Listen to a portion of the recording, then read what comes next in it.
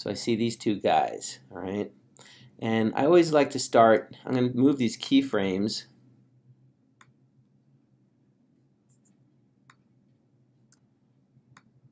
in time so that it starts about 2 seconds in, okay? Let's go to, I'm going to click over here and type 200 so that it goes to 2 seconds. This is a very long comp, so I'm going to take these guys, holding the shift button as I drag it so it snaps to there. So now I have a 2 second handle in case I want to dissolve into this, okay? And so here's the position of it. So it's going to sit on these guys for a little bit of time, maybe like, I don't know, another 2 seconds. So I'll go to 4 seconds.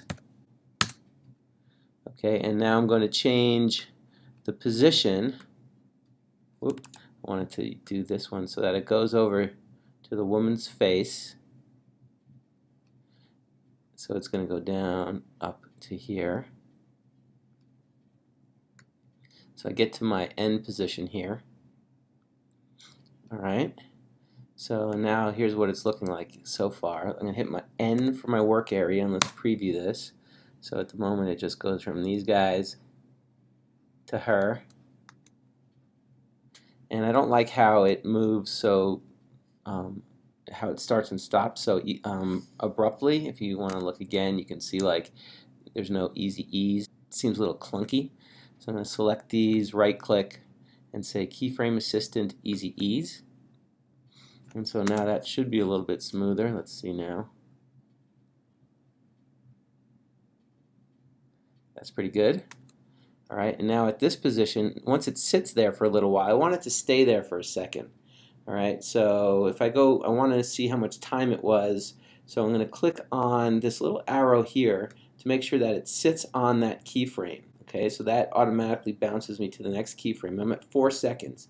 And I want to, let's say, I want it to sit there for another 2 seconds. So let's go to 6 seconds now. I'm going to just make a keyframe. So what I just did here is that there's no change from here to here. So I don't want it to change at all. And so when I go another 2 seconds, and now I want to make it a full frame. So it's going to zoom out to reveal the whole thing. Let's take a look at what we have. So it starts with him, goes over to her, stays there. That's why I have that extra keyframe, and zooms out to show the whole piece. So I want to make sure that she stays in this position. If I were to automatically start making her larger and moving her around now, it would interpolate from this point to wherever that is. So to keep her in place at here, I'm just going to create keyframes so that these keyframes are going to essentially not change over time. And so those are essentially holding places. I'm just going to go a little bit further in here, and I might actually just move these both back to about there. And now I'm going to change the size of her and put her in a place that I want her to, ultimately stop at, to make her presence be the emphasis of this animation. And then I'll go into the old guys and make sure that we put a Gaussian blur on them as he goes forward.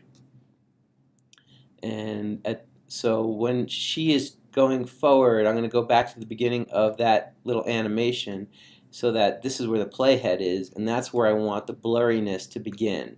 So I'll turn on my keyframe for the blur.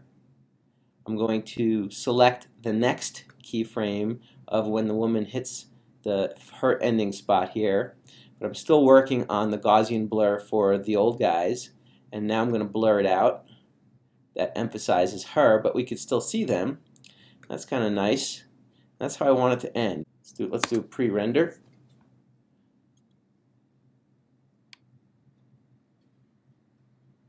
Okay, there's a couple of little tweaks I'm going to make, but that gives you an idea of what I'm talking about. This essentially is the Ken Burns effect. It doesn't have to be this design. It just works for me in this context for the film that I'm working on.